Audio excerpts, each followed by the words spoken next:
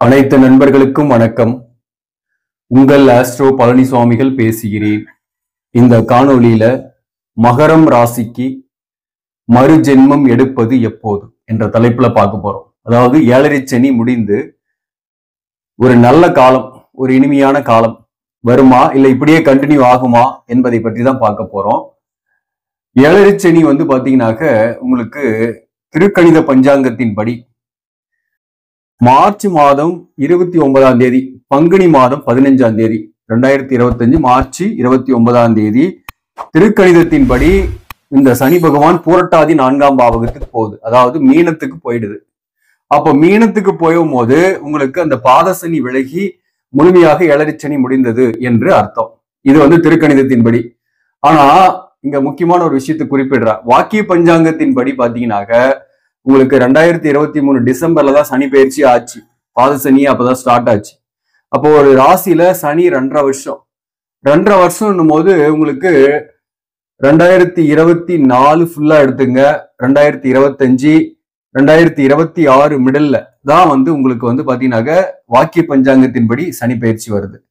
இப்ப திருக்கணிதத்தின்படி பாத்தீங்கன்னாக்க ஆல்ரெடியே உங்களுக்கு 2023 ஜனவரி மாதமே சனி பயிற்சி வந்துருச்சு. நம்ம வீடியோக்கள் கூட போட்டிருக்கிறோம். வாக்கிய பஞ்சாங்கத்துக்கும் நான் வீடியோ போட்டிருக்கிறேன். இந்த டிசம்பர் 2023 டிசம்பருக்கு முன்னாடி வீடியோ போட்டிருக்கிறேன்.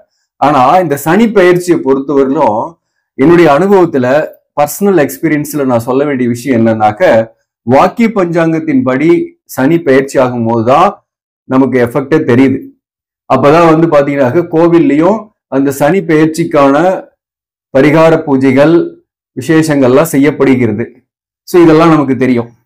அப்போ நம்மளுக்கு இந்த பாத சனி முடிந்தால் நமக்கு ஒரு நல்ல காலம் வரும் அப்படின்றது நம்ம எதிர்பார்க்கிறோம். மகர ராசி நண்பர்களுக்கு கடந்த கால கண்ணாமூச்சி விளையாட்டுக்கள், கடந்த கால திருமண வாழ்க்கையில் ஏற்பட்ட பிரிவுகள், முறிவுகள், அதே போல கடந்த காலத்துல தொழில் ரீதியாக மிகப்பெரிய பாதிப்பை அடைந்தவர்கள், தொழிலை விட்டுட்டு செய்யற வேலையை விட்டுட்டு தொழில் செய்யலான்னு போய் கடன்பட்டு அந்த தொழிலும் நஷ்டப்பட்டு கஷ்டப்படக்கூடியவர்கள், தொழிலே இல்லாம வேலையே இல்லாம பணத்துக்காக ரொம்ப கஷ்டப்பட்டுக்கிட்டு இருக்கிறவங்களுக்கும் ஒரு காலம் என்பது, ஒரு நல்ல காலம் என்பது எதிர்காலத்துல மாற்றங்கள் இருக்கு. மறு ஜென்மம் எடுக்கக்கூடிய காலகட்டம் என்பது வாக்கிய பஞ்சாங்கத்தின்படி 2026. அதுல இருந்து உங்களுடைய வாழ்க்கை மாறும். சரி, அது வரலும் இப்படியேதான் இருக்குமா, கஷ்டப்பட்டுட்டே தான் இருப்போமா, கஷ்டப்படுறவங்க கஷ்டப்பட்டுட்டே தான் இருக்கணுமா அப்படின்ற எண்ணங்கள்லாம் கண்டிப்பாக இருக்கும். அதாவது ஈவன் இந்த 7.5 சனி காலகட்டத்துல நம்மளுடைய கர்ம வினைகள், கடுமையான கர்ம வினைகள் கொஞ்சம் குறைஞ்சிருக்கும். நிறைய கஷ்டப்படும் போது, நிறைய அனுபவப்படும் போது வாழ்க்கையில அந்த கர்ம வினைகளுடைய தாக்கங்களும் கர்ம வினையுடைய கெட்ட பலன்களும் குறையும். அதுதான் முக்கியம். இந்த 7.5 சனி ஒரு மனிதனுக்கு வருது ஏன் அப்படின்னாக்க, குறிப்பா ஒரு 30 வருடங்களுக்கு ஒரு முறை ஒரு 7.5 சனின்ற ஒரு விஷயம் வருது ஒரு மனிதனுடைய வாழ்வில். அதே போல அஷ்டமத்து சனின்றதும் அதே போலதான். சோ இந்த சனி கோச்சார ரீதியாக பயணப்படக்கூடிய இந்த 7.5 சனி காலகட்டம் என்பது ஒரு மறுபிறவி எடுக்கிற மாதிரிதான். ஏற்கனவே செய்த கர்மாக்கள், கெட்ட கர்மாக்கள், வாங்கி வந்த சாபங்கள், பிரச்சனைகளுக்கெல்லாம் இந்த இடத்துலதான் நம்ம பதில் சொல்லிட்டு இருக்கிறோம். ஒவ்வொருத்தருக்கும் ஒவ்வொரு மாதிரி பிரச்சனைகள். ஒருத்தருக்கு உடல்நல பாதிப்பு ஏற்பட்டு கஷ்டப்பட்டுட்டு இருக்கிறது. படிக்கக்கூடிய மாணவர்களாக இருக்கிறாங்கன்னாக்க படிப்பில் தடைப்பட்டு படிக்க வைக்கும். இப்போ சனி ஒருத்தருக்கு இருக்கு, சனி தசை சனி புக்தியா நடக்குது, அல்லது இந்த 7.5 சனி ஜென்ம சனியாக இருக்கு அப்படின்னாக்க கல்வியில தடை ஏற்படுமோ தவிர, அவங்க ஜாதகத்துல இருக்கக்கூடிய அந்த உயர்கல்வி படிக்கணும்ன்ற அந்த யோகம் இருக்குன்னா கண்டிப்பா அவங்க படிச்சே தீருவாங்க. தடை ஏற்பட்டு அதுக்கப்புறம் படிப்பாங்க. தடையை தான் கொடுக்கும். அதே போலதான் திருமண வாழ்க்கை என்பது உங்க ஜாதகப்படி பாத்தீங்கன்னாக்க இந்த இருதார தோஷம் இருக்கு, கலசர தோஷம் இருக்கு, சரியான மேட்சிங் இல்ல, அதாவது மேட்ச் பண்ணவனுடைய ஜாதகமும் வாழ்க்கை துணைவருடைய ஜாதகமும் அதே மாதிரிதான் இருக்கு அப்படின்னாக்க அவர்களுக்கு பிரிவுகளை சந்திச்சு இருப்பீங்க. கடந்த காலத்துல கணவன் மனைவிக்குள் பிரிவுகள் ஏற்பட்டிருக்கோம், அல்லது சண்டை போட்டுட்டு டிவோர்ஸ் போன்ற விஷயத்துல வாங்கி மறுமணத்திற்காக போயிருப்பீங்க. மறுமணம் சில பேருக்கு ஆயிருக்கும், சில பேருக்கு மறுமண முயற்சி தடையா இருந்துட்டு இருக்கோம். தோஷங்கள், அதாவது கலஸ்தர தோஷம் அல்லது தார தோஷங்கள் இருந்து 2 பேருக்குமே மேட்சிங் இல்லாம பிரிந்தவர்கள் மறுமணம் ஆகும் அவங்களுக்கு. அதாவது இந்த 7.5 சனி முடிந்த பின்பு அவங்க மறுமணத்திற்கான சூழ்நிலையை ஏற்படுத்தும். டிவோர்ஸ் கேஸ்ல இருக்கீங்க, ஒரு வழக்குல இருக்கீங்க அப்படின்னாக்க அந்த வழக்குகள் முடிவு பெறும். அடுத்தது வேலை இழந்தவர்கள் அல்லது வேலையில ஒரு நெருக்கடியோடயே இருந்துட்டு இருக்கீங்கன்னு வச்சுங்களேன், புதிய வாய்ப்பு கிடைக்கும், வேற வேலைக்கு போவீங்க. அல்லது வேலை இழந்துட்டு இன்னும் வெள்ளுமே வேலை கிடைக்கல அப்படின்னு நினைக்கிறவங்க, அல்லது ஒரு நல்ல வேலைக்காக முயற்சி பண்ணிட்டு இருக்கக்கூடியவர்கள், அரசு பணிக்காக முயற்சி பண்ணிட்டு இருக்கிறீங்க, அல்லது ஒரு பெரிய நிறுவனத்துல சேரலாம்னு நினைக்கிறீங்கன்னாக்க அந்த வாய்ப்பு உங்களுக்கு இந்த காலகட்டத்தில் கிடைக்கும். எப்பன்னாக 2026 மிடில் ஆஃப் த இயர்ல, அதாவது இந்த பாதசனியும் முடிஞ்சு முழுமையாக இந்த ஏழரைச்சனி முடியும் போது சொல்றேன். சோ அந்த நேரத்துல அந்த முயற்சிகள் எல்லாம் வெற்றி ஆகும். அப்ப நீங்க எடுக்கக்கூடிய நல்ல முயற்சி வெற்றி ஆகும். திருமணம் தடையாவே இருந்துட்டு இருக்குது, நீண்ட நாளா வரன் பார்த்து பார்த்து சலிச்சு போச்சு, வரனே அமையல அப்படின்னாக்க அந்த தடை விலகி திருமணம் ஆகும். சோ இது மாதிரி நிறைய பாசிட்டிவான விஷயங்கள் உங்களுக்கு ஏழரைச்சனி முடிந்த உடனே நடக்கும். இந்த ஏழரைச்சனி காலகட்டத்துல எதையெல்லாம் இழந்தீர்களோ, எதையெல்லாம் உங்ககிட்ட இருந்து சனி பகவான் புடுங்கினாரோ, அதெல்லாம் ராசிக்கு சனி 3ஆம் இடத்துக்கு போகும்போது, அதாவது ஏழரைச்சனி முடியும் போது உங்களுக்கு கொடுத்துட்டு போவாரு, திருப்பி கொடுத்துட்டு போகக்கூடிய வாய்ப்பு உண்டு. அதுக்காக இழந்த இடத்துலயே வேலை கிடைக்குமா அப்படின்னு கூட சில பேர் கேட்பீங்க. இழந்த இடத்துல வேலை கிடைச்சு நீங்க கஷ்டப்படுறதுக்கு பதிலாக ஒரு புதிய இடத்த வாய்ப்பு கொடுப்பாரு. அந்த புதிய இடம் உங்களுக்கு பாசிட்டிவா இருக்கும். சில கணவன் மனைவி பிரிஞ்சிருக்காங்க, தோஷங்கள் இல்ல, கணவன் மனைவி ஒரு தொழில் காரணமாக பிரிஞ்சிருக்காங்க, அல்லது ஒரு சண்டை போட்டுட்டு பிரிஞ்சிருக்காங்க, ஆனா 2 பேருடைய ஜாதகத்திலையும் தோஷங்கள் இல்ல, அவங்க தசாபுக்தி சரியில்லை 2 பேருக்குமே, அதனால பிரிஞ்சிருக்கிறாங்க. கூடவே இந்த ஏழரைச்சனியால பிரிஞ்சிருக்காங்கன்னா அவங்கள சேர்த்தி வைக்கும், அவர்கள் மீண்டும் சேர்ந்து வாழ்வார்கள்.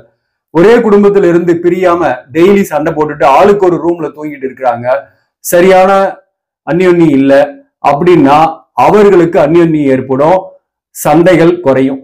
பாதசனி முடிஞ்சாவே குடும்ப சண்டையெல்லாம் கொஞ்சம் குறைஞ்சு போயிடும்.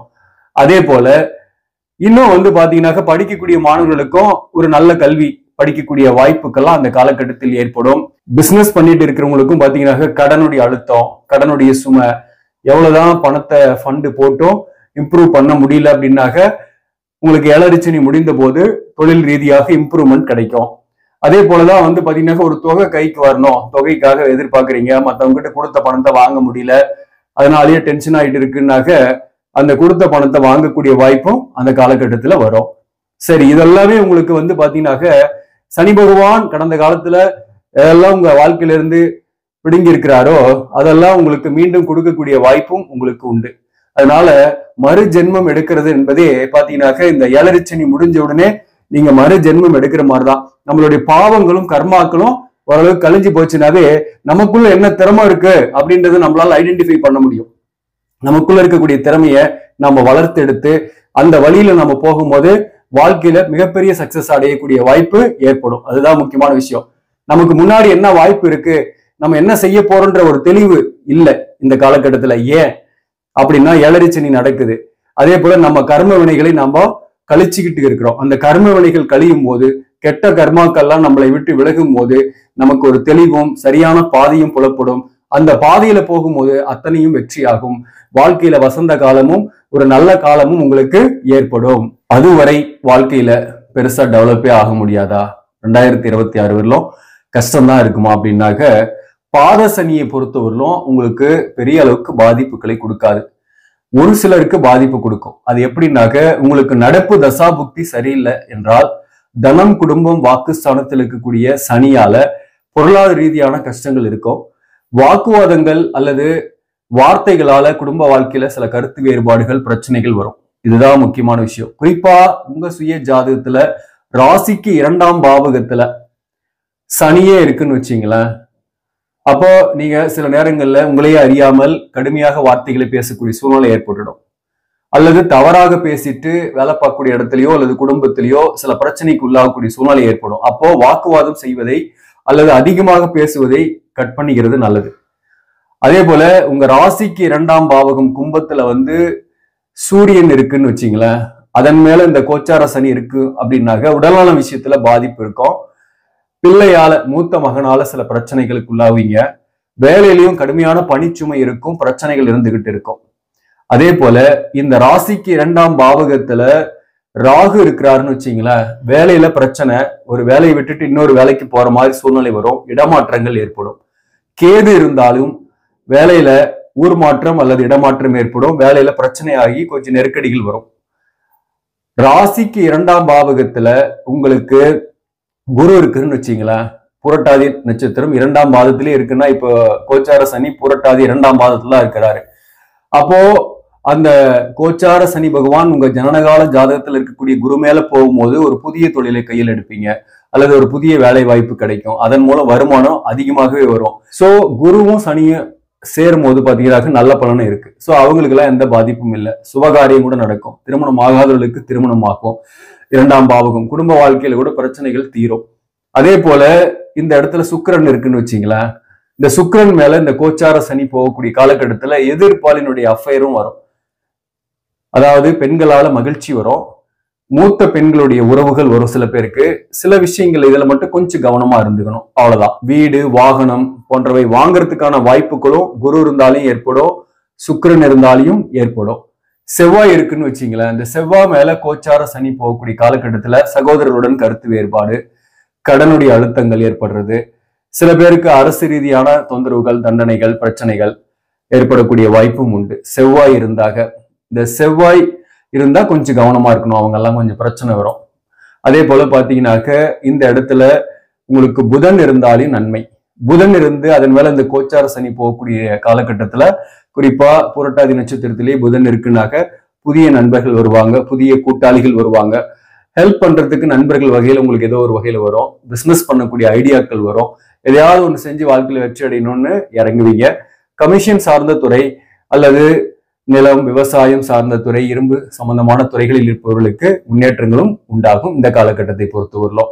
சோ மொத்தத்துல இந்த பாவ கிரகங்கள் ராசிக்கு 2ஆம் பாவகத்துல இருந்து கோச்சார சனி அதோட ரியாக்ட் ஆகும் போதுதான் உங்களுக்கு கஷ்டங்கள் பாத சனியால ஏற்படுமோ தவிர, அப்படி எந்த கிரகமும் இல்லை, அந்த இடம் காலியா தான் இருக்குன்னா உங்களுக்கு பெருசா பாதிப்பு இல்லைன்னு அர்த்தம். ஜனனகால ஜாதகத்துல அந்த பாவகத்துல 2ஆம் பாவகத்துல என்ன கிரகம் இருக்கோ அதற்கு தகுந்த பலனும் இந்த காலகட்டத்தில் ஏற்படும். அதுதான். சோ அதற்கு நீங்க என்ன செய்யலாம் அப்படின்னாக்க, குறிப்பா உங்க ஜாதகத்துல எந்த கிரகமும் இல்லைனாலும் சரி, ஏதாவது ஒரு கிரகம் இருந்தாலையும் பாத சனி காலகட்டத்துல நீங்க குறிப்பா பாத்தீங்கன்னா திருக்கொல்லிக்காடு சனீஸ்வர பகவான் கோவிலுக்கு போயிட்டு வர்றது நன்மையை கொடுக்கும். சனிக்கிழமைகளில் காகத்திற்கு உணவு வச்சுட்டு சாப்பிடலாம், அல்லது கருப்பு எறும்புகளுக்கு அரிசி மாவு தூவிட்டு வரலாம் ஒவ்வொரு வாரமும். அதே போல பாத்தீங்கன்னாக்க வயதானவர்கள், உடல் நலமில்லாதவர்கள், அதே போல பிசிக்கல் சேலஞ்சு பர்சன்களுக்கு நீங்க முடிஞ்ச அளவுக்கு ஏதாவது ஒரு உதவி செய்யுங்க. ஆடை தானம் செய்யலாம், உணவு தானம் செய்யலாம். இதெல்லாம் உங்களுக்கு சனி பகவானுடைய பாதிப்புகளை குறைத்து தான் கொடுக்கும். தேவையற்ற விரயங்களை குறைத்து தான் கொடுக்கும். இப்படி நாம சுப விரயமா பண்ணும்போது அன்எக்ஸ்பெக்டடா வரக்கூடிய எக்ஸ்பென்சஸ் நமக்கு வராது. ஸோ அதனால பெரிய அளவுக்கு பாதிப்பு இருக்காது. இந்த பதிவு உங்களுக்கு ஓரளவுக்கு பயனுள்ளதாக இருக்கும்னு நினைக்கிறேன். ஆக நண்பர்களே, இந்த பதிவு பிடிச்சிருந்தாக லைக் பண்ணுங்க, இதை மற்றவர்களுக்கும் ஷேர் பண்ணுங்க. இன்னும் நம்ம சேனலை சப்ஸ்கிரைப் பண்ணாம பாக்குறவங்க சப்ஸ்கிரைப் பண்ணி கண்டினியூ பண்ணுங்க. இதன் மூலம் உங்களுக்கு ஒரு சரியான ஜோதிட தகவல்களும் ஆன்மீக தகவல்களும் கிடைக்கும். நன்றி, வணக்கம்.